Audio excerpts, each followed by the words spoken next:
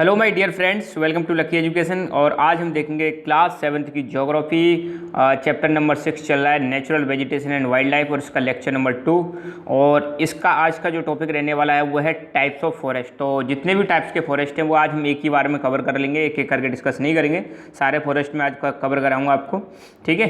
तो शुरुआत करते हैं। लेक्चर 2 है और लेक्चर 1 ऑलरेडी आ चुका है। तो मैंने पिछले वाले लेक्चर में आपको बताया था नेचुरल वेजिटेशन के बारे में कि नेचुरल वेजिटेशन क्या होती है, कि ऐसी प्लांट कम्युनिटी जो बिना किसी ह्यूमन एड के क्या कर जाए, नेचुरली ग्रो कर जाए। तो ऐसे प्लांट्स या ऐसे ट्रीज या फिर ऐसे पेड़ पौधे जो बिना ह्यूमन की मदद के, बिना इंसानी की मदद के अपने आप ग्रो करते हैं, नेचुरली ग्रो करते हैं, उसको हम क्या बोलते हैं, नेचुरल वेजिटेशन, जिसमें फॉरेस्ट, ग्रासलैंड्स और श्रब्स आती हैं।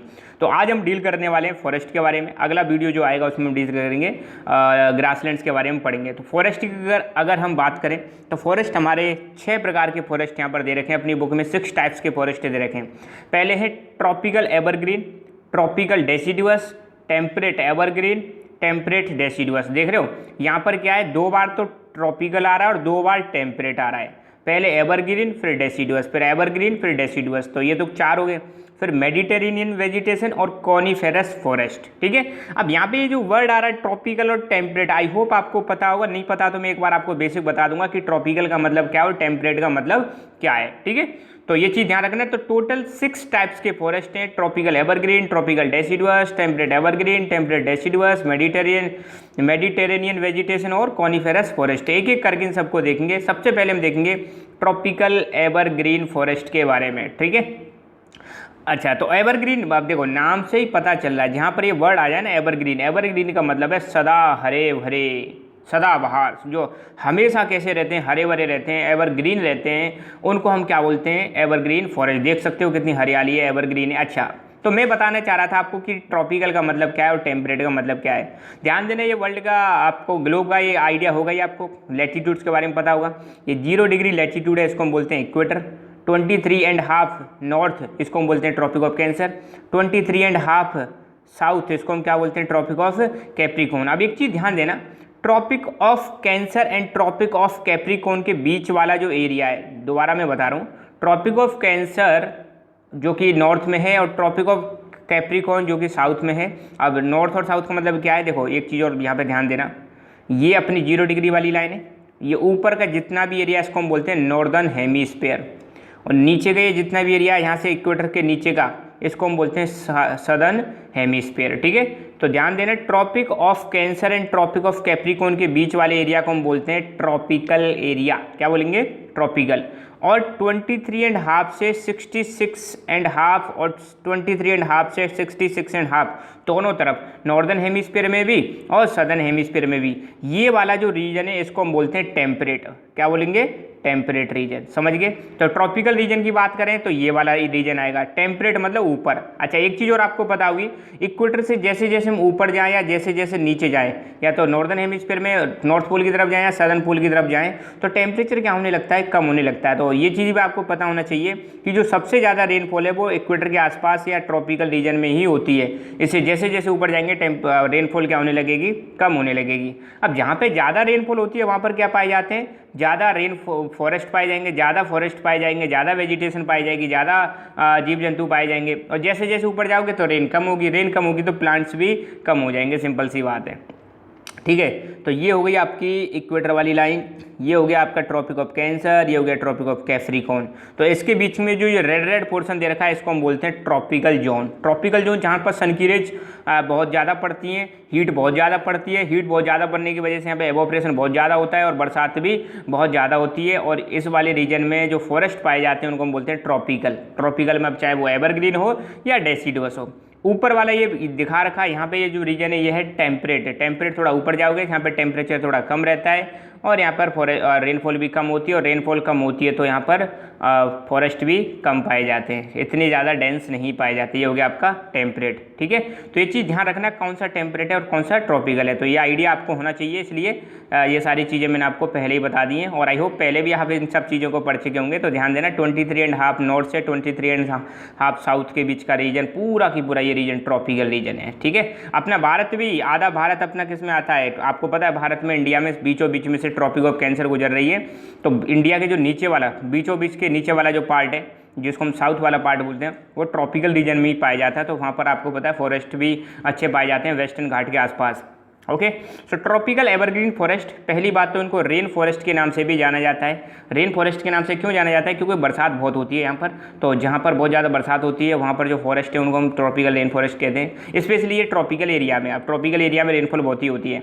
These thick forest occur in the regions near the equator and close to tropics. अब ये फॉरेस्ट कहाँ पाए जाते हैं? एक तो इक्वेटर के पास और ट्रॉपिक्स के क्लोज। मैंने बताया था ये इक्वेटर हो गई आपकी, ये हो गई आपकी इक्वेटर और ये हो गई आपकी ट्रॉपिक्स। तो इक्वेटर के आसपास या ट्रॉपिक्स के आसपास ये फॉरेस्ट पाए जाते हैं। कौन से वाले फॉरेस्ट? Tropical evergreen forest. अब सीधी बात है, यहाँ पे बहुत ही ज़्यादा गर्मी होती है क्योंकि सन की रेज डायरेक्ट पड़ती हैं। सन की रेज डायरेक्ट पड़ती हैं तो एवोपरेशन बहुत ज़्यादा होता है। एवोपरेशन होने के बाद क्लाउड्स बनते हैं और लगभग ऐसा बताते हैं कि लगभग यहाँ पर हैवी रेनफॉल होती है यहाँ पर, और मतलब डेली रेनफॉल होती है। जो मतलब इक्वेटर के आसपास वाली रीजन है वहाँ पर डेली सी मतलब बरसात होती रहती है। तो अब सोचो वहाँ पर इतनी ज़्यादा रेनफॉल हो रही है, थ्रू आउट द ईयर पूरी साल रेनफॉल होती रहती है, तो वहाँ पर फॉरेस्ट तो एवरग्रीन पाए जाएंगे, बहुत ही ज़्यादा वेजिटेशन पाई जाएगी।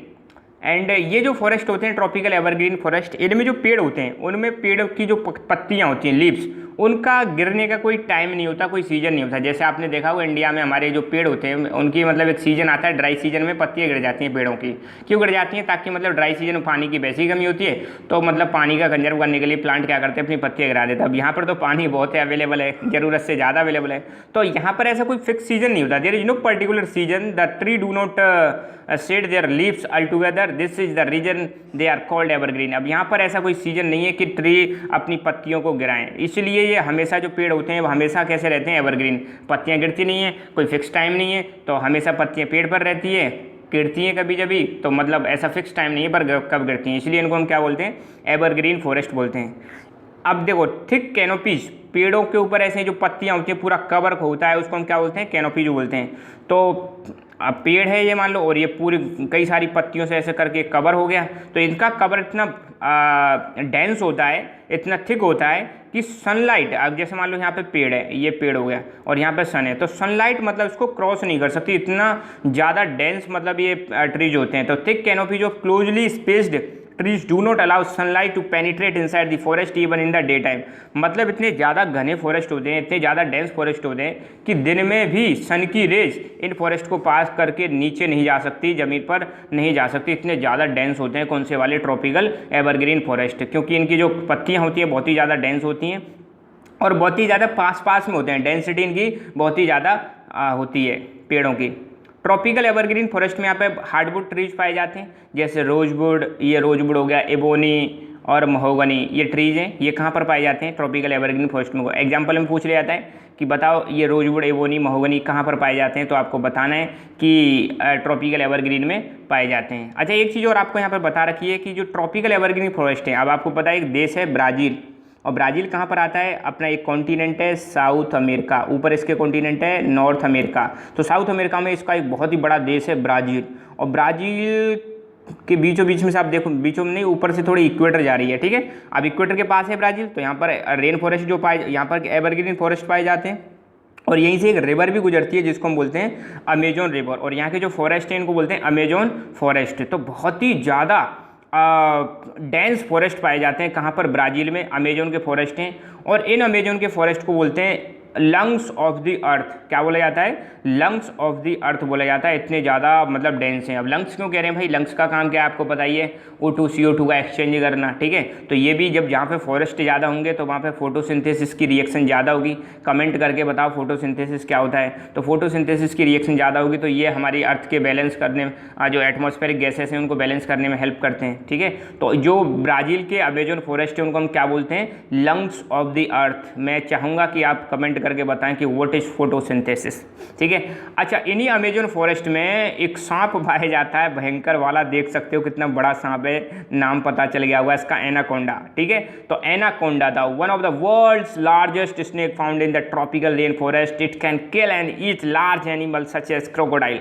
मतलब इतना भयंकर सांप होता है, इतना कि देखो यार कितना बड़ा सांप है ये। पहली बात तो मतलब निगल जाएगा आदमी को, देखते ही निगल जाएगा। देख रहे हो यहाँ से कितने सारे आदमी इसके आसपास खड़े हैं।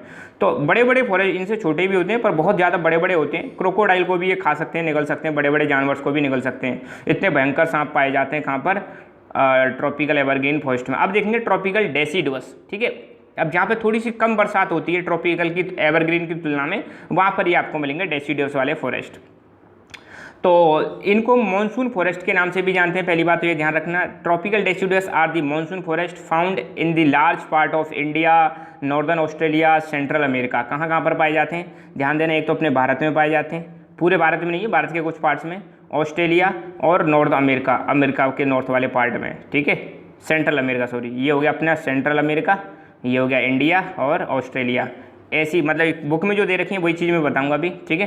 तो ये फॉरेस्ट वहाँ पर पाए जाते हैं, इंडिया और नॉर्दर्न ऑस्ट्रेलिया और सेंट्रल अमेरिका में पाए जाते हैं। इनको मानसून फॉरेस्ट ही बोलते हैं। अब आपको पता है मानसून का सिस्टम बताइए, हमारे इंडिया में मानसून सीजन जब आता है, जब बरसात होती है, तो जहाँ पर बरसात बहुत ज़्यादा होती है उस वाले रीजन में ये पाए जाते हैं। जैसे वेस्टर्न घाट, वहाँ पर बहुत ज़्यादा रेनफॉल होती है, ठीक है, अंडमान निकोबार, वहाँ पर भी बहुत ज़्यादा रेनफॉल होती है, तो वहाँ पर ऐसे फॉरेस्ट पाए जाते हैं, ठीक है, ओके। तो ट्रॉपिकल डेसिडुअस फॉरेस्ट, इनको मानसून फॉरेस्ट के नाम से भी जानते हैं। इंडिया, नॉर्थ ऑस्ट्रेलिया और सेंट्रल अमेरिका में पाए जाते हैं। और यहाँ पर सीजन चेंज होता है, आपको पता है ना, या इंडिया में भी आपको हमारे सीजन चेंज होते रहते हैं। तो ये जो फॉरेस्ट हैं यहाँ पर सीजनल चेंजेस होते हैं, और ये फॉरेस्ट इन सीजनल चेंजेस को क्या करते हैं, या ये वाले जो एरिया सीजनल चेंज को एक्सपीरियंस करते हैं। हमारे इंडिया में भी सीजन चेंज होते हैं, अमेरिका में भी सीजन चेंज होते हैं, नॉर्दर्न ऑस्ट्रेलिया में भी सीजन चेंज होते हैं। और इन पेड़ों की जो पत्तियाँ होती हैं, इनकी खासियत, अब देखो एवरग्रीन में तो हमने देखा था कोई टाइम नहीं है पत्तियों को गिराने का, मगर ये ट्रॉपिकल डेसिडुअस फॉरेस्ट की जो लीव्स होती हैं ड्राई सीजन में क्या हो जाती हैं, गिर जाती हैं। तो trees shade their leaves in the dry season two conserve water. अब ड्राई सीजन में आपको पता है पानी है नहीं, तो पेड़ क्या करते हैं, अपनी पत्तियां गिरा देते हैं ताकि पानी को क्या किया जा सके, कंजर्व किया जा सके, बचाया जा सके। तो यहाँ पर जो पेड़ पाए जाते हैं, हार्डवुड ट्री जो पाए जाते हैं, वो हैं साल, टीक, नीम, शीशम, तो ये तो आपने सुने होंगे। ये पेड़ पाए जाते हैं कहाँ पर, ट्रॉपिकल डेसिडुअस फॉरेस्ट में। और इनकी जो लकड़ी है, जो hardwood trees are extremely useful for making furniture, transport, construction materials. इनकी लकड़ी से, इनकी जो टिम्बर है, उनसे कई सारी चीज़ें बनाई जाती हैं, फर्नीचर बनाया जाता है, ट्रांसपोर्ट की चीज़ें बनाई जाती हैं, कंस्ट्रक्शन मटेरियल बनाया जाता है। यहाँ पर कुछ एनिमल्स भी पाए जाते हैं, जैसे टाइगर्स, लायंस, एलिफेंट्स, लंगूर, मंकीज, ये सारी चीज़ें भी, ये सारे एनिमल्स भी पाए जाते हैं ट्रॉपिकल डेसिडुअस फॉरेस्ट में। अब हम देखेंगे टेम्परेट, ध्यान दो, टेम्परेट 23.5 से कहाँ तक, 66.5, नॉर्थ में भी और साउथ में भी, सदर्न हेमिस्फीयर में भी और नदर्न हेमिस्फीयर में भी जो फॉरेस्ट हैं वो है टेम्परेट। ध्यान देना, टेम्परेट में रेनफॉल कम होती है, बरसात का लेवल क्या हो जाता है, ट्रॉपिकल की तुलना में कम हो जाता है, ठीक है। तो यूरोपियन कंट्रीज हैं, आपने देखा होगा, वो टेम्परेट रीजन में ही आते हैं ज़्यादातर। और टेम्परेट रीजन में थोड़ी ठंड रहती है, तो वहाँ के लोगों का स्किन का कलर भी थोड़ा शार्प, मतलब क्लियर रहता है, देखा होगा आपने, गोरे लोग पाए जाते हैं। ट्रॉपिकल में जो लोग पाए जाते हैं थोड़ा सा मतलब स्किन कलर डार्क हो जाता है ना, ब्लैक पाए जाते हैं। तो टेम्परेट एवरग्रीन फॉरेस्ट, टेम्परेट में दो हैं, एक तो टेम्परेट एवरग्रीन और टेम्परेट डेसिडुअस। फिलहाल हम देखेंगे temperate evergreen. Temperate evergreen forest ये होते हैं मिड लैटिट्यूडनल कोस्टल रीजन्स में पाए जाते हैं। मिड लैटिट्यूड यहाँ पर आप देख सकते हो, ये हो गया अपना ट्रॉपिकल रीजन। और मिड लैटिट्यूड देखो, अब लैटिट्यूड क्या है, 0 डिग्री तो इक्वेटर होगा, और ये 90 डिग्री। मिड मतलब बीच में, 40, 50, 60 इस वाले एरिया में, ठीक है, 40, 50, 60 इस वाले रीजन में जो मतलब फॉरेस्ट पाए जाते हैं उनको बोलते हैं टेम्परेट एवरग्रीन फॉरेस्ट। और वहाँ पर भी ये कहाँ पाए जाते हैं, कोस्टल रीजन्स में पाए जाते हैं। जो कॉन्टिनेंट होते हैं, कॉन्टिनेंट के कोस्टल रीजन में पाए जाते हैं।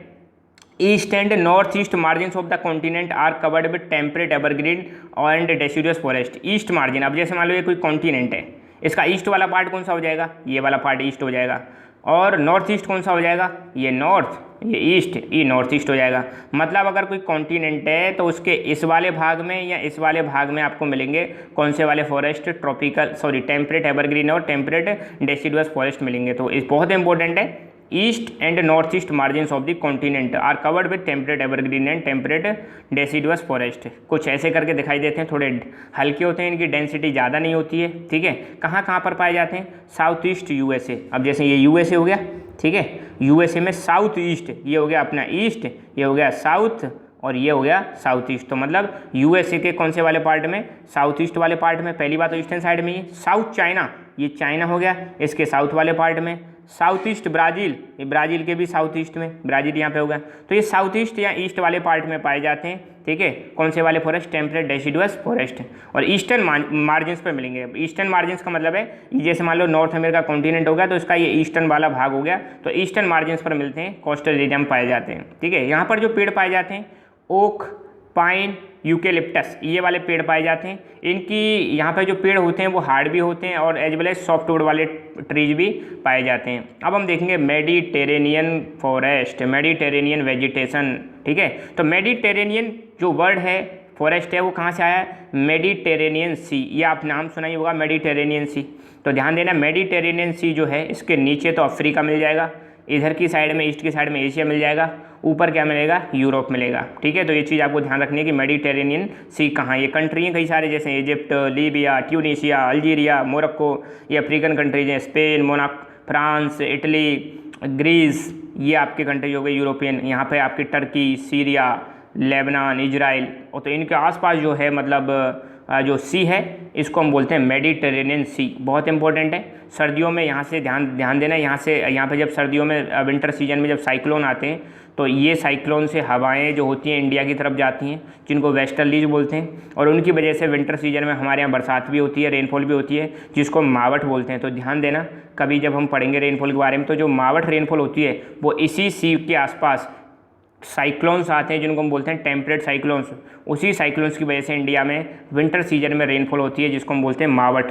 तो मावट का कारण क्या है? Western disturbances. तो इंडिया के वेस्ट की साइड में यहाँ पर कुछ डिस्टर्बेंस होते हैं, उसी वजह से इंडिया में रेनफॉल होती है, ठीक है। तो आपने अगर कहीं पढ़ा हो तो ठीक है, नहीं तो बाद में फ्यूचर में ये काम आ जाएगा आपके। ओके, तो मेडिटेरेनियन सी समझ में आया कहाँ पर है? ये अपना प्यारा भारत हो गया, और ये अफ्रीका हो गया, पूरा एशिया, और ये यूरोप।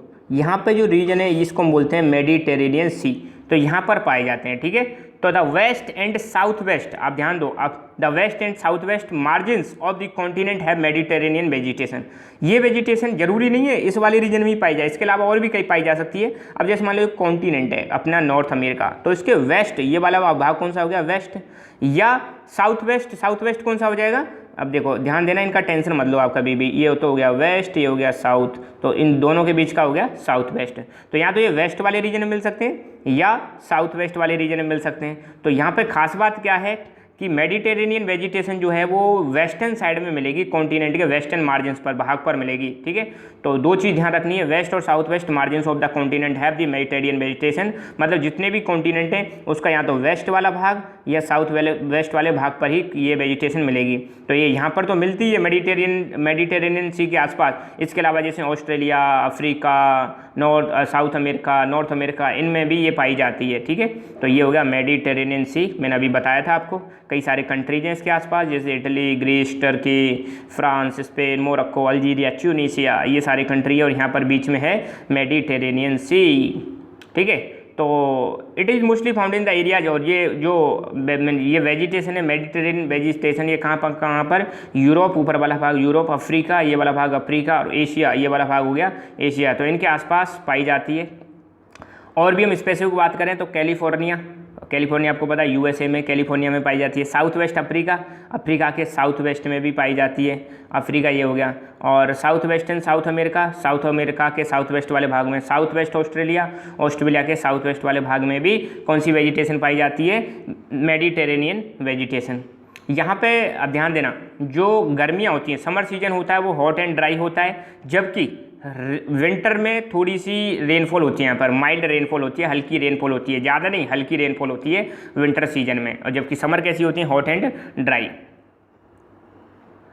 अच्छा, यहाँ पर जो नेचुरल वेजिटेशन है, यहाँ पर जो फॉरेस्ट है वहाँ पर ध्यान देना सिट्रस फूड बहुत पाए जाते हैं, सिट्रस फूड उगाए जाते हैं, जैसे ऑरेंज, फिग्स, ऑलिव्स, ग्रेप्स, इनको बहुत ज़्यादा यहाँ पर ग्रो किया जाता है, इनका बहुत ज़्यादा मतलब कल्टीवेशन किया जाता है, ठीक है। तो these fruits are commonly cultivated here because people have remove the natural vegetation in order to cultivate what they want to do, ठीक है, व्हाट दे वांट टू। तो मतलब यहाँ पे लोगों ने क्या किया, नेचुरल वेजिटेशन को हटा दिया और इन फ्रूट्स को बहुत ही ज़्यादा क्या कर रहे हैं? कल्टिवेट कर रहे हैं, क्योंकि इनसे क्या होता है, इनकी बहुत ही ज़्यादा इनकम होती है, ठीक है। अब यहाँ पे बहुत ही ज़्यादा फ्रूट्स उगाए जाते हैं, इसलिए मेडिटेरेनियन वाले एरिया को हम क्या बोलते हैं? ऑर्चार्ड्स ऑफ द वर्ल्ड बोला जाता है इनको, ठीक है। और यहाँ पर ज़्यादा वाइल्ड लाइफ नहीं पाई जाती है, ये चीज़ आपको ध्यान रखनी है। तो डू यू नो में यहाँ पे बता भी रखा है कि जो मेडिटेरेनियन रीजन है इसको वर्ल्ड का ऑर्चार्ड्स के नाम से भी जानते हैं, क्योंकि यहाँ पर बहुत ही ज़्यादा फ्रूट्स का क्या किया जाता है? कल्टीवेशन किया जाता है। तो ध्यान देना, बहुत इंपॉर्टेंट, एक नंबर में बन सकता है कि ऑर्चार्ड्स ऑफ द वर्ल्ड किस रीजन को कहा जाता है, तो आपको बताना है मेडिटेरेनियन रीजन को कहा जाता है। और मेडिटेरेनियन ट्री जो होते हैं वो अपने आप को ड्राई समर सीजन में अडॉप्ट कर लेते हैं, क्योंकि उनकी जो बार्क होती है, छाल जो होती है, पेड़ की छाल वो कैसी होती है, थिक होती है, और इनकी पत्तियां भी कैसी होती हैं, वैक्स कोटेड पत्तियां होती हैं, जिसकी वजह से ट्रांसपीरेशन को कंट्रोल किया जा सकता है, ट्रांसपीरेशन को रिड्यूस किया जा सकता है। ट्रांसपीरेशन आपको बताइए, पेड़ों में से जो वाटर ड्रॉपलेट्स पत्तियों के थ्रू बाहर जो आती हैं उसी को हम क्या बोलते हैं, ट्रांसपीरेशन। तो ट्रांसपीरेशन को कम करने के लिए यहाँ पर जो पत्तियाँ होती है वो थोड़ी थिक होती हैं और वैक्स कोटेड होती हैं, और साथ ही साथ में जो बार्क होती है वो भी कैसी होती है, थिक होती है। अब लास्ट फॉरेस्ट बचे हमारे कोनीफेरस फॉरेस्ट। तो कोन नाम आपने सुना ही होगा, कोन कैसी होती है, ऐसे करके कुछ कोन होती है, बर्थडे वाली टोपी जो होती है वो भी ऐसी होती है कोन शेप में। तो यहाँ पे फॉरेस्ट भी होते हैं, वो कैसे पाए जाते हैं, कोनीफेरस फॉरेस्ट जो होते हैं वो ऐसे ही होते हैं, कोन शेप में। यहाँ पे ट्री मिलेंगे आपको कोन शेप में मिलेंगे, ठीक है। अच्छा, इन हायर लैटिट्यूड्स 50 से 70 डिग्री के बीच में, ठीक है, 50 डिग्री से 70 डिग्री नॉर्दर्न हेमिस्फीयर, तो 50 डिग्री लैटिट्यूड, 60 डिग्री, 70 डिग्री, तो ये वाले रीजन में आपको देखने को मिलेंगे कोनीफेरस फॉरेस्ट, ठीक है। यहाँ पे जो ट्री है इनको टैगा के नाम से भी जाना जाता है। टैगा इसका मतलब होता है अनटच्ड, रसिया में टैगा का मतलब होता है अनटच्ड, ठीक है। तो टैगा यहाँ पे जो वेजिटेशन है उसको टैगा फॉरेस्ट के नाम से भी बोल देते हैं कई बार। ये जनरली हाई अल्टीट्यूड्स पर पाए जाते हैं। हाई अल्टीट्यूड का मतलब है ऊंचाई, अल्टीट्यूड का मतलब क्या होता है, ऊंचाई पर भी पाए जाते हैं। यहाँ तो मिलेंगे आपको 50 और 70 के बीच में तो मिलेंगे, मगर इंडिया 50 और 70 के बीच में नहीं है। इंडिया में भी ऐसी वेजिटेशन आपको मिल जाएगी हिमालय वाले रीजन पे, क्योंकि हिमालय बहुत ऊंचा है। हिमालय की जो हाइट है आपको पता ही है 8-9 किलोमीटर के बीच में कई जगह पर। तो अपनी जो हाईएस्ट पीक है वर्ल्ड की, माउंट एवरेस्ट, कितनी ऊंचाई पर है, 8848 मीटर, 8848 मीटर ऊंचाई पर है। तो ये ऊंचाई वाले रीजन में भी ये फॉरेस्ट आपको देखने को मिल जाएंगे, क्योंकि आपको पता है जैसे जैसे मुंह पर जाते हैं तो टेम्परेचर क्या होने लगता है, रिड्यूस होने लगता है। 165 डिग्री, ध्यान देना, अपने ट्रोपोस्फीयर में 165 मीटर पर 1 डिग्री सेल्सियस टेम्परेचर क्या हो जाता है, कम हो जाता है। तो हिमालय वाले रीजन में भी आपको ये देखने को मिल जाएंगे कौन से फॉरेस्ट, कोनीफेरस फॉरेस्ट है। ये जो ट्री होते हैं टॉल होते हैं, सॉफ्टवुड होते हैं, एवरग्रीन होते हैं, और इनकी जो लकड़ी होती है ये इसका बनाते हैं पल्प से फिर बनाया जाता है पेपर, जिसको न्यूज़पेपर और इन सारी चीज़ों में यूज किया जाता है, ठीक है। तो यहाँ पे जो फॉरेस्ट हैं, ट्रीज हैं, उनको क्या करते हैं, पल्प बनाते हैं, और पेपर मेकिंग में इनका बहुत ही ज़्यादा यूज होता है। इसके अलावा और भी चीज़ें बनाई जाती हैं यहाँ पे, जो लकड़ी पाई जाती है पेड़ों की, उससे मैच बॉक्स बनाए जाते हैं, पैकेजिंग बॉक्स बनाए जाते हैं। यहाँ पे जो पेड़ पाए जाते हैं मेनली चीर, पाइन और केदार, ये वाले पेड़ जो पाए जाते हैं यहाँ पे। और यहाँ पर कई सारे कॉमन एनिमल्स भी देखने को मिलते हैं, silver fox, mink, polar bear, ये सारी चीज़ें भी देखने को मिलेंगी। तो ये मेन ट्रीज है, देखो ट्रीज की शेप देखो कौन शेप में है या नहीं है। ऐसा क्यों होता है, क्योंकि यहाँ पे बर्फबारी बहुत होती है, तो बर्फ़ गिरती है तो बर्फ़ इधर से इधर चली आएगी और इधर से इधर चली आएगी। तो बर्फ़ ज़्यादा गिरने की वजह से, स्नोफॉल होने की वजह से इनका शेप कैसा होता है, कोनीफेरस। और यहाँ पे घर भी होते हैं ना ऐसे वाले रीजन में, तो घर भी ऐसे ही होते हैं, ऐसे करके आपको घर देखने को मिलेंगे, ताकि बर्फ़ इधर से इधर फिसल जाए, इधर से इधर फिसल जाए। तो हर प्रकार की जो वेजिटेशन है वो आसपास के एरिया को अडॉप्ट कर लेती है, ठीक है। तो ऐसे करके यहाँ पे फॉरेस्ट देखने को मिलेंगे। तो मेन ट्री स्प्रूस फिर और पाइन, ये सारी चीज़ें यहाँ पे पाई जाती हैं। तो मैंने बताया था टैगा का मतलब क्या होता है, प्योर या अनटच, रशियन लैंग्वेज में इसको प्योर या अनटच बोलते हैं। तो ये टैगा वेजिटेशन वहाँ पर पाई जाती है, बहुत ही कोल्ड वाले एरिया में पाई जाती है, आर्कटिक रीजन में ये वेजिटेशन पाई जाती है, ठीक है। तो यहाँ पर हमने देखे सारे के सारे फॉरेस्ट। तो आप हमारा Telegram channel lucky education join कर सकते हो, जहाँ पर आपको आने वाली वीडियोज़ की notification as well as study material मिलता रहेगा। सो फॉरेस्ट हमारे फिनिश हुए। Thank you so much, keep learning, keep enjoying and God bless you all.